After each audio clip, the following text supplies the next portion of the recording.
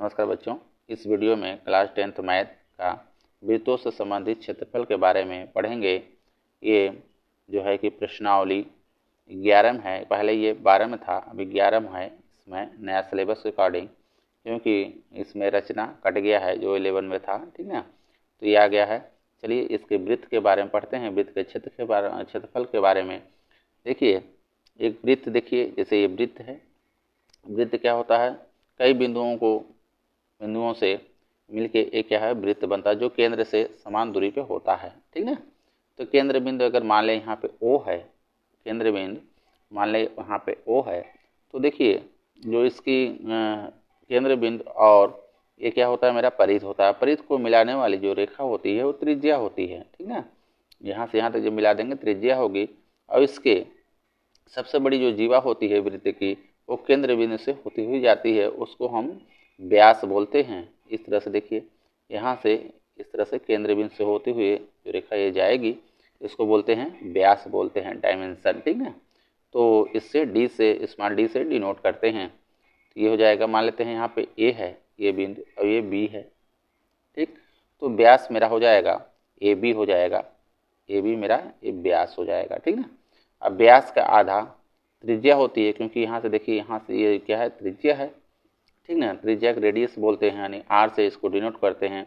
इसके equal to हो जाएगा, देखिए ए बी का इसका आधा होगा, जो वो क्या होगा त्रिज्या होगा, ठीक ना। त्रिज्या होगी ए बी के आधा है, यानी ए बी बटे 2 हो जाएगा, ये मेरा त्रिज्या होगी। वृत्त का क्षेत्रफल, देखिए वृत्त का क्षेत्रफल जो होता है, ये वृत्त है, जैसे यहाँ से यहाँ तक ये वृत्त है, इसके अंदर जो ये यहाँ से ये पूरा इस कवर है जो जगह है, वो क्या होगा इसका क्षेत्रफल होता है, ठीक ना। यहाँ से लेके पूरा जो है ये सब क्षेत्रफल होता है, ठीक ना। तो वृत्त का क्षेत्रफल होता है पाई आर स्क्वायर होता है, इसका फार्मूला होता है पाई आर स्क्वायर होता है, ठीक ना। पाई का मान हम रखेंगे 22/7 रखेंगे, क्योंकि देखिए अगर दिया रहेगा पाई का मान दूसरा तो वो रखेंगे, नहीं तो पाई का मान हमेशा क्या रखेंगे, पाई इक्वल टू 22/7 रखेंगे हमेशा, ठीक ना। 22/7 रखेंगे। अब देखिए वृत्त की परिधि, वृत्त की परिधि ये जो है यहाँ से इस तरह से ये किनारे वाली ये जो है ये वृत्त की परिधि होती है। इसकी वृत्त की परिधि मान लीजिए यहाँ पे, यहाँ से चलना स्टार्ट कर दें और फिर एक राउंड लगा के फिर यहीं पे आ जाएं, यानी वृत्त की परिधि के बराबर हम दूरी चलेंगे, तो ये वृत्त की परिधि होती है यही, ठीक ना। तो वृत्त की परिधि का होता है 2 पाई आर होता है फार्मूला इसका, ये ठीक। इस तरह से चलिए आगे देखते हैं, इसके वृत्त के बारे में और समझते हैं। देखिए ये इसमें त्रिज्य खंड का क्षेत्रफल देखेंगे। देखिए त्रिज्य खंड जो त्रिज्या से जो खंड इसका वृत्त का होगा उसको बोलते हैं त्रिज्य खंड बोलते हैं, ठीक ना। ये मेरा केंद्र बिंदु है, यहाँ पे मान लें O है, ठीक ना। अब ये देखिए त्रिज्या यहाँ से यहाँ तक त्रिज्या हो गई, ठीक। अब ये मेरा ये इधर से हो गया, इस वृत्त का क्या कर दिया, खंड कर दिया, यानी टुकड़ा कर दिया, ठीक ना। तो ये इसको बोलते हैं त्रिज्य खंड, जो त्रिज्या से होती है, ठीक। तो यहाँ पे मान लेते हैं ये जो एंगल बन रहा है केंद्र से, ये थीटा अंश बन रहा है, ठीक। और ये मान लेते हैं OA और OB है यहाँ पे, ठीक। इसका हमको क्षेत्रफल बताना है। इसमें देखिए इसमें एक लघु हो जाएगा, लघु त्रिज्य खंड, एक क्या हो जाएगा दीर्घ त्रिज्य खंड, क्योंकि छोटे को लघु बोलते हैं और बड़े को दीर्घ बोलते हैं। तो इधर का जो खंड होगा दीर्घ, यानी जो बड़ा वाला होगा ये दीर्घ त्रिज्य खंड होगा, ठीक है। इसको लघु, ये वाला बोलेंगे लघु त्रिज्य खंड, हो जाएगा ये। इधर को बोलेंगे ये दीर्घ त्रिज्य खंड बोलेंगे, त्रिज्य खंड। अब इसका क्षेत्रफल निकालने के लिए देखिए ये यहाँ पे इसका क्षेत्रफल जो निकलेगा ये वाली एरिया का, लघु त्रिज्य खंड का क्षेत्रफल होता है थीटा बटे 360 अंश गुणे पाई आर स्क्वायर, ये लघु त्रिज्य खंड का क्षेत्रफल, ठीक है, ये हो जाएगा मेरा। अब इसमें देखिए दीर्घ के लिए, क्योंकि देखिए पूरा ये कितना होता है मेरा 360 अंश होता है। फार्मूला देखिए यही है, ठीक ना, एंगल का है, क्योंकि यहाँ से यहाँ तक थीटा बन रहा है तो 360 पूरा होता है, थीटा घटा देंगे, ये वाला जो एंगल से निकालेंगे इधर का ये वाला निकल जाएगा, दीर्घ वाला निकल जाएगा, ठीक ना। तो 360 यहाँ पे हो जाएगा, 360 दीर्घ के लिए, दीर्घ त्रिज्यखंड का 360 माइनस में थीटा हो जाएगा बटे 360 हो जाएगा और गुणे पाई आर स्क्वायर हो जाएगा। ये मेरा दीर्घ के लिए होगा। फार्मूला देखिए वही है, सिर्फ क्या है एंगल चेंज हो जाएगा, क्योंकि ये वाला एंगल अलग हो जाएगा, क्योंकि इसका पूछा है, ये वाला का एंगल हम ये वाला रखेंगे, ठीक है, तो इसका क्षेत्रफल निकल आएगा। चलिए आगे इसके बारे में और समझते हैं, वृत्त के बारे में। इसमें एक आता है चाप की लंबाई निकालने के लिए, ठीक ना। तो चाप की लंबाई देखिए यहाँ पे, जैसे हम यहाँ पे प्रकार अगर रखेंगे तो चाप पे काटेंगे, देखिए तो इस तरह से ये एक चाप ऐसे ऐसे कटेगा ये, तो ये चाप की लंबाई जो होगी, इसको यहाँ से यहाँ तक जो होगा ये वाला, इसको बोलेंगे लघु चाप की लंबाई, ठीक ना। और जो बड़ा वाला होगा इस यहाँ से यहाँ तक, ये दीर्घ चाप की लंबाई हो जाएगी, ठीक।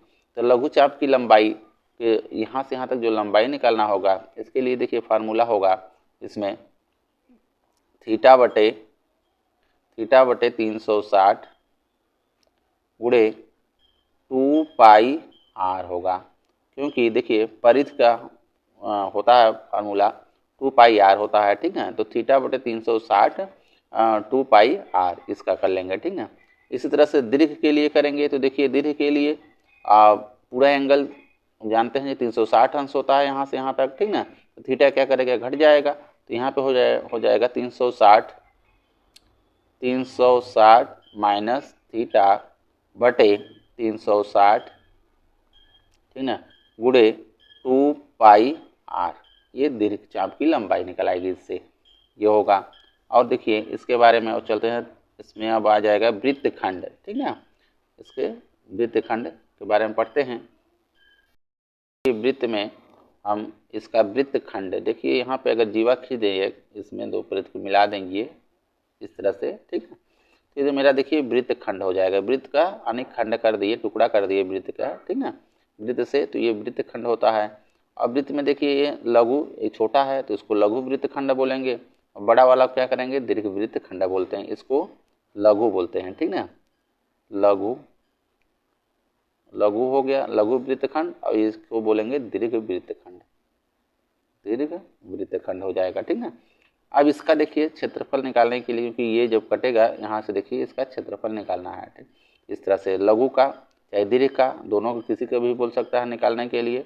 तो लघु के लिए देखिए वृत्तखंड का क्षेत्रफल इसका निकालना है, कैसे निकालेंगे, क्योंकि देखिए हम इसमें देखिए त्रिज्यखंड अगर बनाते हैं, इसमें त्रिज्य से इस तरह से देखिए त्रिज्यखंड बन जाएगा, ठीक ना। तो त्रिज्यखंड में इस तरह से मान लीजिए इसको हम मिला दिए, तो ये देखिए मेरा ये जो है ये लघु वृत्तखंड है ये इसमें, ठीक ना। लेकिन त्रिज्यखंड में इसमें देखिए पीछे में हम लोग यहाँ पे फिगर में इसमें समझिए, क्योंकि त्रिज्यखंड निकालते हैं देखिए पूरा निकलता है यहाँ से लेकर फुट, ठीक ना। तो इसमें लघु वृत्तखंड भी रहता है ये साथ में। तो यहाँ क्या करेंगे, इसमें देखिए निकालने के लिए, क्योंकि हमको क्या करना है, इसको त्रिज्यखंड का पहले क्षेत्रफल निकाल लेंगे त्रिज्यखंड में से, और ये त्रिभुज का क्षेत्रफल हम क्या करेंगे, घटा देंगे। मान लीजिए ओ है, यहाँ पे ए है और ये बी है, इसको घटा देंगे तो मेरा ये वाला निकल आएगा, क्योंकि पूरे में से देखिए यहाँ से जब एरिया निकल आएगी ये वाला, इसमें से हम इसका हम घटा देंगे त्रिभुज का, तो ये वाला मेरा बच जाएगा। यही क्या होगा, लघु वृत्तखंड का क्षेत्रफल हो जाएगा। लेकिन इसके लिए देखिए पहले क्या होगा, इसका त्रिज्यखंड का निकालेंगे। त्रिज्यखंड का क्षेत्रफल होता है थीटा बटे 360 पाई आर स्क्वायर होता है, उसमें हमको किससे घटाना है, ये त्रिभुज का। त्रिभुज के लिए देखिए यहाँ से हम लंब खींचेंगे, यहाँ से लंब खींच लेंगे। लंब खींचने के बाद इसका हम देखिए अब त्रिकोणमिति से इसका हम क्षेत्रफल निकालेंगे, क्योंकि हम लोग जानते हैं कि जो वृत्त के केंद्र बिंदु से जीवा पर जो लंब डाला जाता है, जीवा क्या करती है, समद्विभाजित करती है, आधा आधा करती है, ठीक ना। तो यहाँ पे हो जाएगा मेरा समकोण त्रिभुज बनेगा। समकोण त्रिभुज बनेगा तो लग जाएगा यहाँ मेरा त्रिकोणमिति का फार्मूले से हम लोग करते हैं। लेकिन इसके लिए देखिए डायरेक्ट अगर करते हैं, इसका फार्मूला हो जाता है थीटा, ध्यान दीजिए थीटा बटे, क्योंकि थीटा बटे 360 अंश पाई आर स्क्वायर, ये हो जाएगा माइनस, ठीक ना, 1/2 आर स्क्वायर साइन थीटा ये फार्मूला होता है। इसको इस तरह से डायरेक्ट निकाल लेंगे इसका, जब ये पूछेगा तो लघु वृत्तखंड का क्षेत्रफल पूछेगा। तो इसी तरह से देखिए दीर्घ अगर पूछता है, दीर्घ का निकालने के लिए क्या करना होगा, क्योंकि दीर्घ के निकालने के लिए ये जो है मेरा, इसमें क्योंकि पूरा वृत्त कहाँ पहले क्षेत्रफल निकाल लेंगे, क्षेत्रफल में से हम लघु वाला क्या करेंगे, घटा देंगे तो दीर्घ वाला निकल आएगा, है ठीक ना। तो इस तरह से देखिए हो जाएगा मेरा इसका पाई आर स्क्वायर, क्योंकि वृत्त का क्षेत्रफल निकालेंगे, इसमें से हम क्या करेंगे, लघु वृत्तखंड क्षेत्रफल घटा देंगे तो आ जाएगा मेरा दीर्घ वृत्तखंड का क्षेत्रफल, ठीक है। तो लघु वृत्तखंड का क्षेत्रफल घटा देंगे इसमें से, तो ये मेरा निकल आएगा दीर्घ वृत्तखंड का क्षेत्रफल इस तरह से। तो यह है, मुझे आशा है कि वीडियो अच्छा लगा होगा। वीडियो अच्छा लगा लाइक करें और चैनल को सब्सक्राइब कर लें। इसके पिछले वीडियो ना देखे हों तो प्लेलिस्ट में डाल दी है, वहाँ जाकर वीडियो को देख लें। धन्यवाद।